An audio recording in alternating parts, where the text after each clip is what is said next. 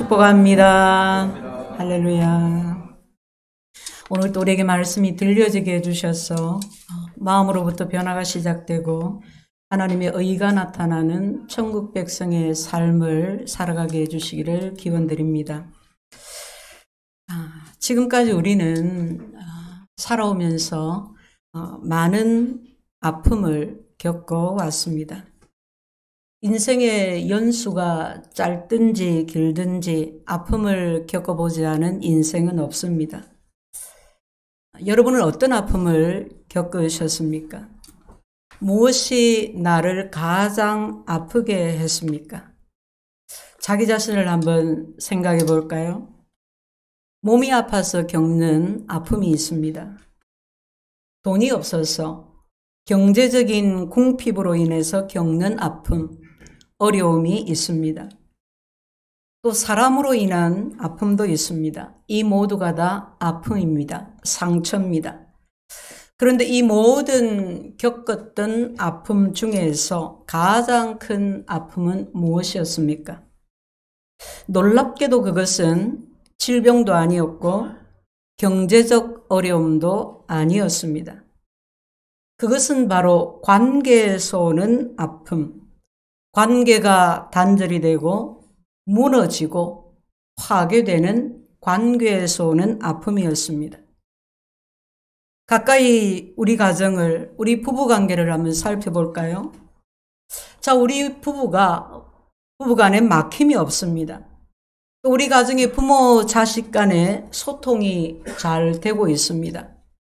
직장은 어떻습니까? 직장 동료들, 친구들, 그리고 교회 식구들, 이렇게 우리의 모든 관계들에 전혀 막힘이 없다고 한다면 우리는 얼마나 행복할까요?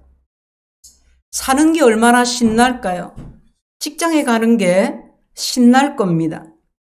삶이 곧 관계이지 않습니까? 우리가 살아가면서 관계에 막힘이 없다면, 관계가 순조롭고 형통하다면 정말 행복할 것입니다. 행복은 돈에 있지 않습니다. 물질에 있지 않습니다. 소유에 있지 않습니다. 그런데 사람들이 자꾸 돈으로, 물질로, 소유로 행복하려고 하고 거기서 행복을 찾으려고 하니까 행복을 찾지 못하고 불행한 것입니다. 행복은 소유가 아니라 관계에 있습니다. 사람들은 너나 할 것 없이 다 행복하기를 원합니다. 다시 말하면 행복한 관계를 원합니다. 그렇다면 우리는 이 세상을 살아가면서 어떻게 하면 우리 주위의 사람들과 좋은 관계를 맺으면서 행복한 관계를 맺으면서 살아갈 수가 있을까요? 오늘 본문은 짧은 한 구절입니다. 이 짧은 본문에 이 질문에 대한 답이 들어 있습니다. 거룩한 것을 개에게 주지 말며 너희 진주를 돼지 앞에 던지지 말라. 잘 아는, 많이 들어본 말씀입니다. 심지어 믿지 않는, 교회 다니지 않는 불신자들도 쉽게 인용을 하기도 하는 말씀입니다. 이 말씀은 예전에는 복음을 전할 때, 전도할 때 적용을 많이 했습니다. 거룩한 것을 개에게 주지 말며 너희 진주를 돼지에게 던지지 말라. 이 말씀을 복음을 받을 준비가 되어 있지 않은 사람에게는 복음을 전해서는 안 된다 하는 의미로 돼지에게, 개에게 그것은 진주를 던지는 것 같은 행동이다 하는 뜻으로 해석을 했습니다. 또는 이 거룩한 것을 성찬으로 해석하기도 했습니다. 어느 역사가 오래된 교회에 성찬에 대한 이런 기록이 남아 있습니다. 주의 이름으로 침례를 받은 자 외에는 아무도 성찬을 먹거나 마시지 못하게 하라. 주께서 이와 관련해서 거룩한 것을 개에게 주지 말라고 말씀하셨기 때문이다. 이런 해석, 이런 적용의 요지는 그 요점이 간단합니다. 분명합니다. 우리에게는, 우리 그리스도인들에게는 다른 사람들에게 줄 수 있는 보물이 있다는 것입니다. 그것은 다른 사람들을 이롭게 하는 복음 전도나 성찬 같은 것들입니다. 그러나 중요한 것은 우리 주위에 이런 보물을 받을 사람이 전혀 없다는 것입니다. 개에게, 돼지에게라고 했습니다. 거룩한 것을 받지 못하는, 진주를 받지 못하는 무가치하거나 악한 사람들에게는 이 보물을 허비하지 말아라. 이 좋은 것을 허비해서는 안 된다 하는 것이 본문 말씀의 전통적인 해석입니다. 이 한 구절만 딱 떼어서 놓고 보면 이 해석 그대로가 적합하다고 할 수가 있습니다. 그러나 우리는 문맥을 통해서 산상수훈의 말씀을 상고하면서 앞뒤 문맥을 살피면서 본문의 뜻을 보다 더 정확하게 살폈습니다. 본문의 구절을 앞뒤 문맥을 통해서 다시 살펴보면 이런 전통적인 해석의 문제점을 발견할 수가 있습니다. 예수님은 본문 앞서서 너희는 비판하지 말라, 비판에 대해서 말씀하셨습니다. 그리고 본문 다음에는 기도에 대해서 말씀하십니다. 다른 사람을 함부로 비판하지 않는 것과 그 사람을 위해서 기도하는 것이 한 선상의 말씀입니다. 그렇다면 다른 사람을 비판하지 말고 그를 위해 기도하라는 말씀과 돼지와 개와 같은 사람에게 진주를, 즉 너희 보물을 던지지 말라고 하는 말씀은 대체 어떤 연관이 있을까요? 무가치한 사람들에게 너희의 보물을 던지지 말라는 말씀과 다른 사람을 비판하지 말고 그를 위해 기도하라는 말씀은 얼핏 보면 다른 뜻으로 보입니다. 상반된 말씀처럼 보입니다. 바로 이 점에서 문맥이 이어지지 않는다는 것, 이것이 바로 문제점입니다. 성경을 볼 때 중요한 것은 문맥에 있습니다. 그러면 이 문맥이 이어지게 하려면 어떻게 이 구절이 해석되어야 할까요? 만일 우리가 문맥을 생각하면서 이 구절을 해석한다면 지금까지 해오던 해석과는 완전히 다른 의미가 됩니다. 이 구절을 해석할 때 중요한 것은 예수님이 사용하신 이 비유의 요점입니다. 주님이 말씀하신 개와 진주의 비유의 요점이 무엇일까요? 앞서의 전통적인 해석으로는 예수님이 개나 돼지의 무가치성에 중점을 두셨다고 생각했습니다. 그러나 본문을 자세하게 살펴보면 주님이 말씀하신 개나 돼지의 비유의 요점은 개나 돼지의 무가치성에 있는 것이 아니라 오히려 그들을 돕는 도움의 방법에 있었던 것을 알 수가 있습니다. 요점은 가치성이 아니라 도움의 방법입니다. 어려운 말씀이 아닙니다. 자, 한번 생각을 해봅시다. 개와 돼지가 진주를 받아 먹을 수 있나요? 소화할 수가 있겠어요? 그렇지 않습니다. 뿐 아니라 진주로 양분을 섭취할 수 있는 것도 아닙니다. 거룩한 것들, 예를 들어서 여러분, 개는 우리가 좋아하는, 우리가 온전히 받아들이는 거룩한 성경의 진리를 받을 수가 없습니다. 소화할 수가 없습니다. 그런데 나에게는 너무도 좋은 거예요. 나에게는 너무도 귀중한 보물인 거예요. 그러니까 너에게도 좋으리라고 생각해서, 너에게도 귀하리라고 생각해서 개가 먹을 수 없는데 개에게 자꾸 성경의 이 귀한 진리를 먹으라고 갖다 주는 거예요. 돼지가 먹을 수 없는 진주를 자꾸 갖다 주는 거예요. 그러면 그것을 받을 때에 반응이 어떻겠습니까? 이게 뭔가 하고 보았다가 먹지도 못하는 걸 주면 화를 낼 것입니다. 계속 주면 짜증을 낼 것입니다. 나중에는 거들떠 보지도 않을 것입니다. 그러다가 결국 그 거룩한 것으로, 그 진주로 그것을 준 우리를 공격하게 될 것입니다. 방송에서 반려견 훈련 프로그램을 가끔씩 봅니다. 이 강아지에게 강아지가 좋아하는 것을 주면 얼마나 좋아하는지 몰라요. 뭐 좋아하는 먹을 걸 주든지 좋아하는 뭐 놀이를 놀아주든지 하여튼 뭐 그렇게 좋아할 수가 없어요. 그런데 이 강아지도 싫어하는 것이 있더라고. 지가 안 좋아하는 것, 못 먹는 것, 싫어하는 것 주면 거들떠도 안 봅니다, 걔가. 그런데 자꾸 이렇게 막 귀찮게 하잖아요. 그러면 자기 주인한테도 이빨을 드러냅니다. 공격합니다. 예수님은 평범한 우리 삶 속에서 쉽게 우리가 찾아볼 수 있는 예화를 통해서 진리를 우리에게 설명해 주고 계십니다. 그러면 본문이 말하는 요점이 무엇일까요? 그것은 정말 좋은 것, 정말 소중한 것이라도 상대가 전혀 소화할 수 없는 것을 강요하는 것은 그것으로 상대를 고치고 통제하려고 하는 것은 잘못된 것이라는 겁니다. 그것은 잘못된 도움의 방법이라는 것입니다. 왜 우리가 좋은 것을, 보물을, 진주를 주려고 합니까? 그에게 이게 정말 좋으리라고 생각하니까.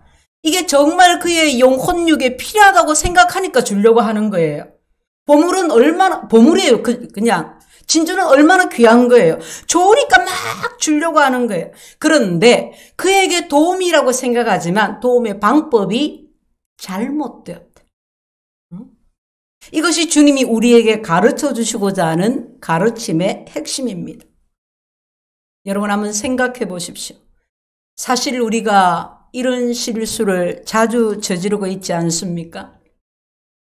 대개 우리가 누군가를 도울 때 어떻게 합니까?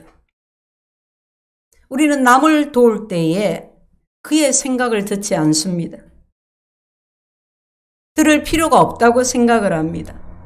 돕고자 하는 내 마음, 내 생각이 가득 들어차 있기 때문에 상대의 마음, 상대의 생각은 굳이 들을 필요가 없다고 생각합니다. 왜냐하면 내가 주고자 하는 이것이 보물이기 때문에. 이게 보물인데, 이게 얼마나 귀한 건데, 그죠? 돈 주고 살 수 없는 건데, 내가 보물을 주는 건데, 내가 얼마나 큰 선심을 주는 건데, 내가 지금 얼마나 귀한 것을 주는 건데, 이것을 주기 위해 얼마나 많은 수고와 얼마나 많은 희생을 치루었는데,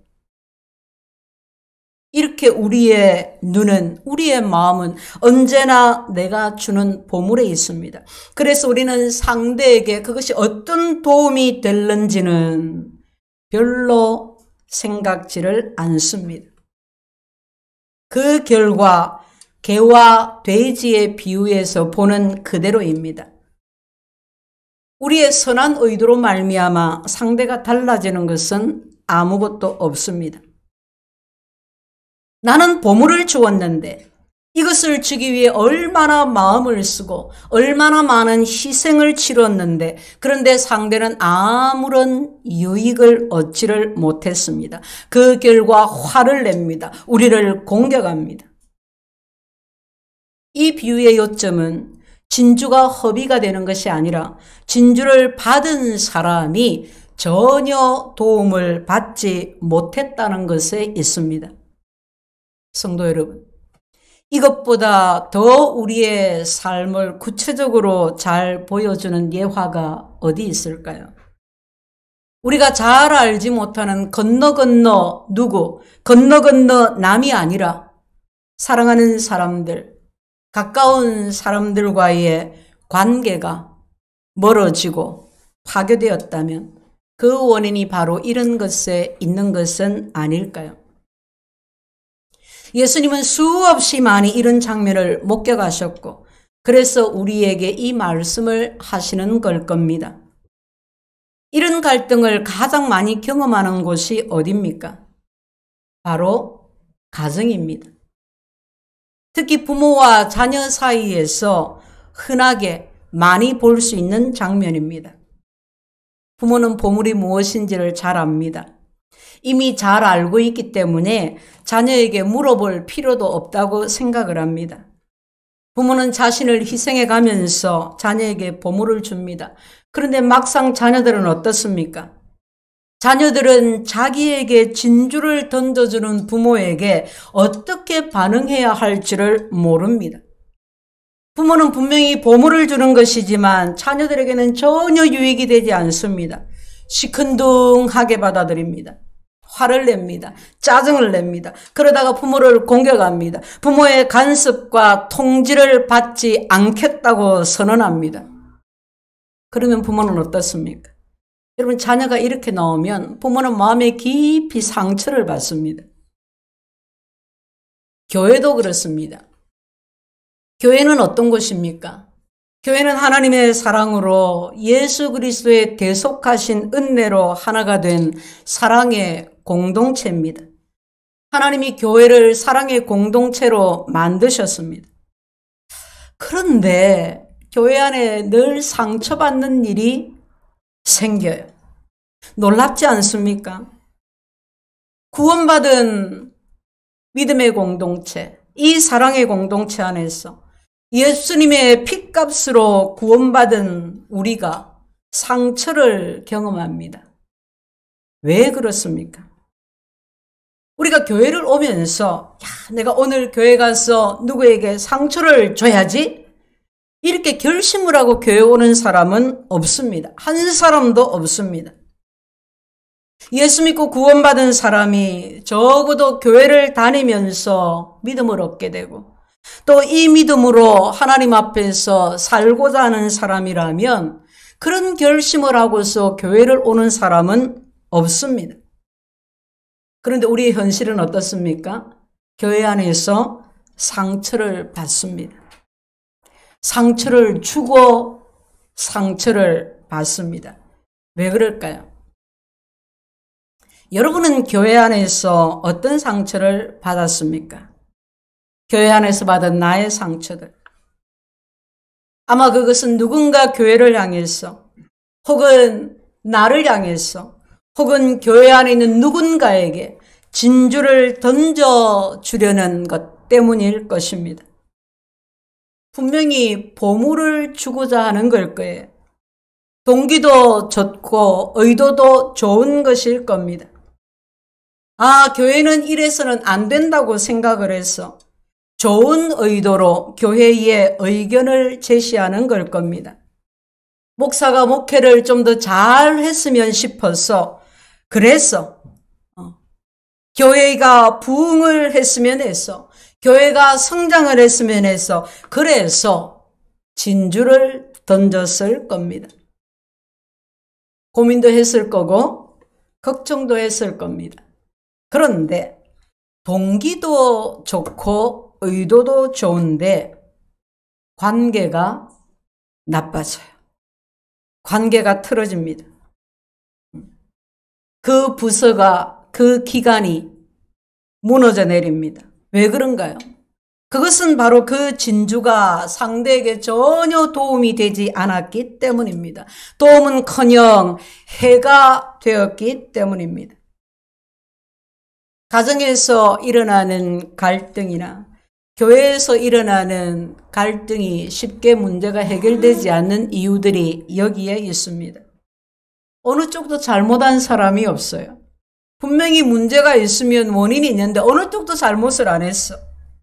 가해자는 없고 다 피해자예요. 다 상처를 받았대요. 다 진주를 던졌어요.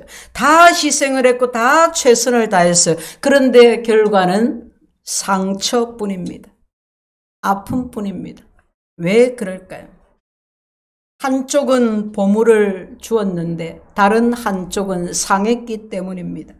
보물을 준 쪽은 희생을 했는데 받은 쪽은 상처를 입었습니다. 결과는 둘 다 패한 것입니다. 상처만 남은 것입니다. 사실 우리 그리스도인의 삶에 있어서 이와 같은 일은 일어나서는 안 되는 일입니다. 내가 누군가에게 보물을 줍니다. 그러면 그것이 상대방에게 정말 힘이 되고 위로가 되고 그 상대가 좋아하는 것을 보고 그 상대를 위해서 또 다른 사람을 향해서 더 많이 희생하고 더 많이 내 보물을 주고 싶은 것이, 그렇게 주고 나누는 것이 그리스도인의 삶입니다. 그런데 왜 믿는 자의 가정에서, 왜 교회 안에서 이런 상처들이 생길까요?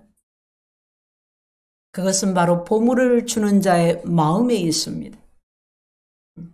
솔직히 우리는 누군가에게 보물을 줄 때에 우리 마음속에 우월감이 자리하고 있습니다. 그 우월감이 상대방을, 그의 모습을 보지 못하게 합니다. 그 우월감이란 것은 내가 그에 대해서 잘 알고 있다, 내가 그의 필요에 대해서 다 안다고 하는 교만입니다. 내가 항상 맞다, 내가 옳다고 하는 생각입니다. 그런 생각에 사로잡혀 있기 때문에 우리는 그 보물이 상대에게 어떤 도움을 줄지, 어떤 유익을 줄지를 전혀 생각하지 않습니다. 부모와 자녀의 갈등이 이런 것입니다. 부모는 항상 자녀에게 좋은 것을 줍니다. 보물을 줍니다. 사랑을 다 쏟아붓습니다. 희생을 아끼지 않습니다. 그런데 자녀에게는 그것이 전혀 보물이 아닙니다. 간섭이고 통제로 여겨집니다. 부모는 언제나 그러지요. 내가 다 알아. 내가 잘못한 게 없어. 나는 너희를 위해서 항상 희생을 하고 내 모든 보물을 너희에게 주었을 뿐이야. 그런데 자녀가 받아들이지 않습니다. 감사하지 않습니다. 갈등이 해결되지 않습니다. 골은 더 깊어집니다. 이 문제를 풀기가 어려운 것은 진주 자체가 좋은 것이라서 그래요. 보물이기 때문에 그렇습니다.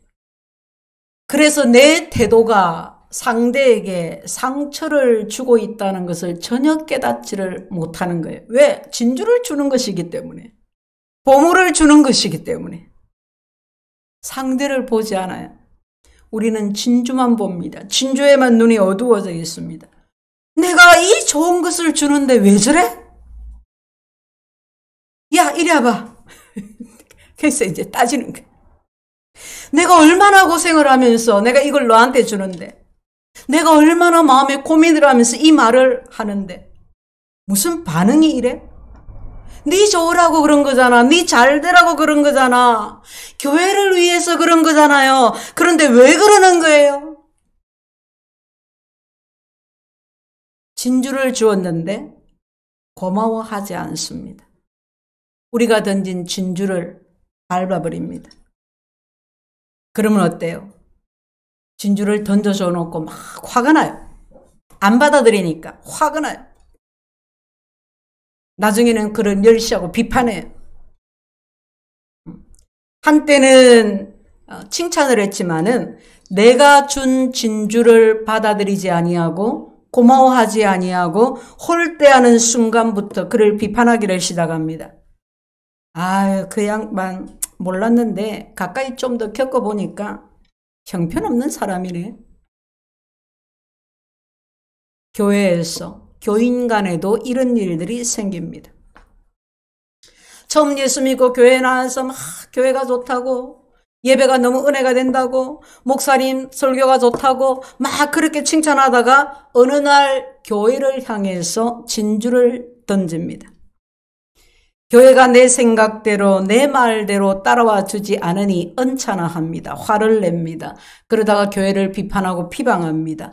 교회를 떠나갑니다.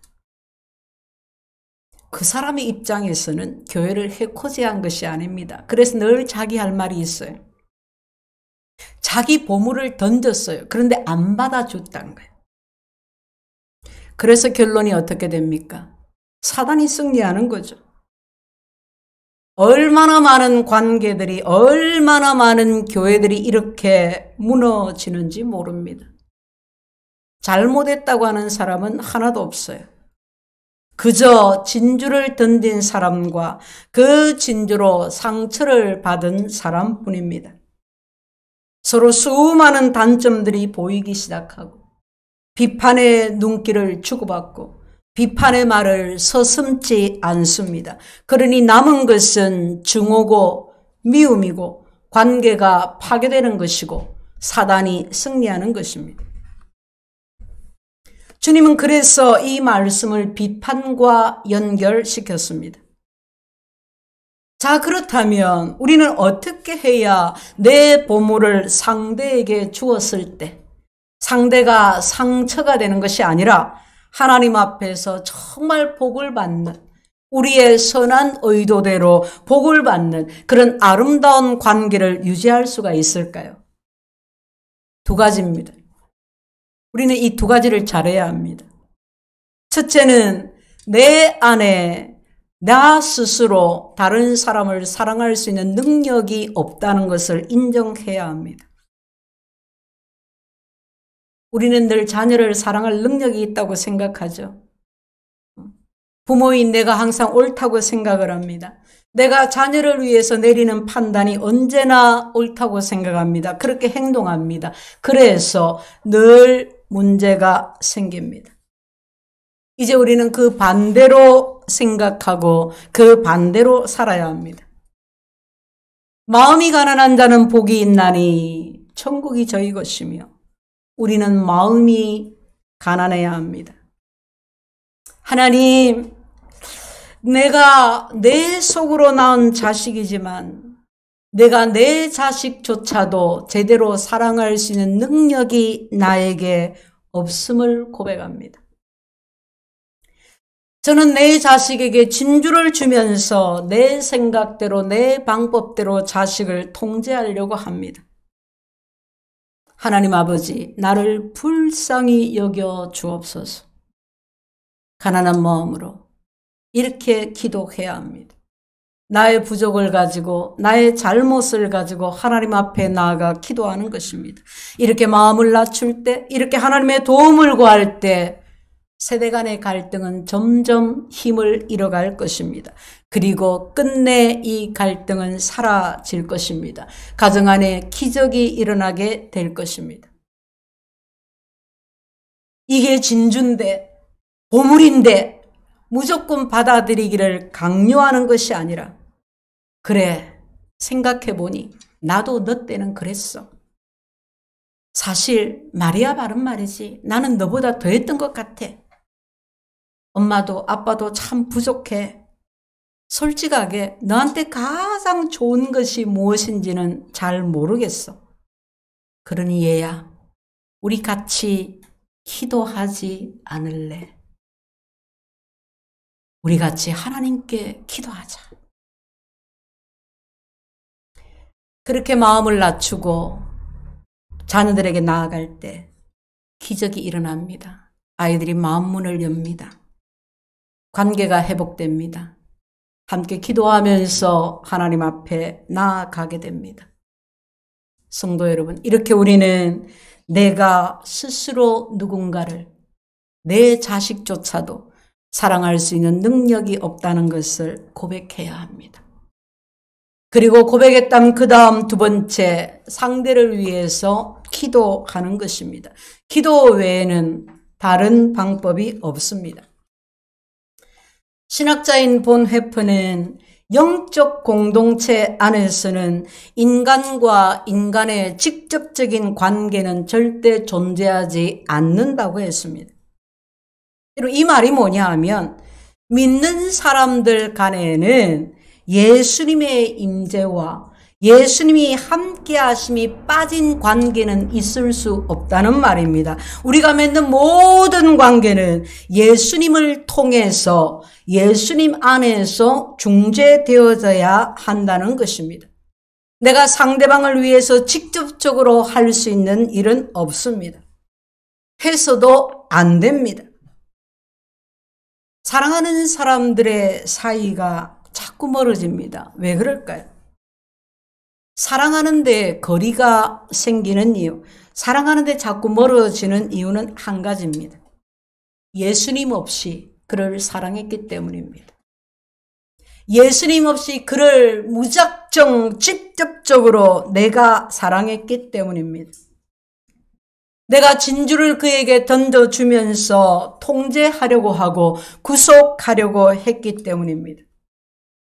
그러므로 성도 여러분, 이제 우리는 우리 스스로의 잘못된 생각, 잘못된 판단으로 주변 사람들을 괴롭게 하고 상처를 주는 것이 아니라 이제는 그들을 위해서 그들의 필요를 가지고 하나님께 나아가야 합니다.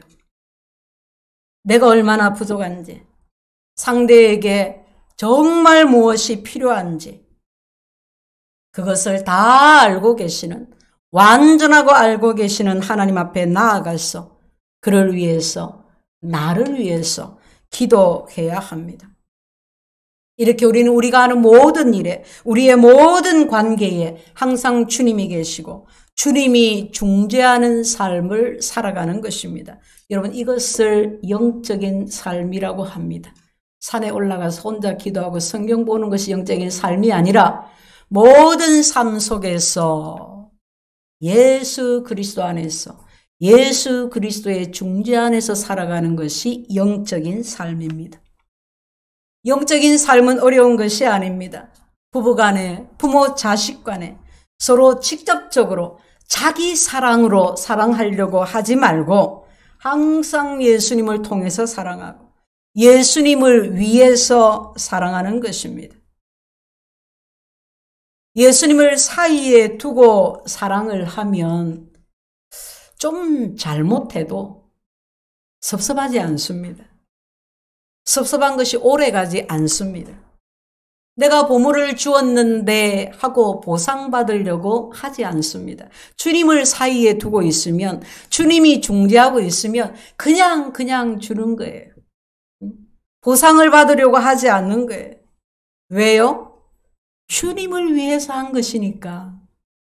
주님을 사랑하는 것이니까. 주님이 없이 자꾸 내가 들어가니까 1절하고 2절하고 3절하고 후렴하고 이제 그러면서 자식과는 자꾸 멀리 갔더니 의도가 좋은 것은 알아요. 자식들도 나이가 들어가니까 부모가 의도가 좋다는 것은 알아요. 그런데 더 진리에 대해서는 마음이 닫혀져 버리네.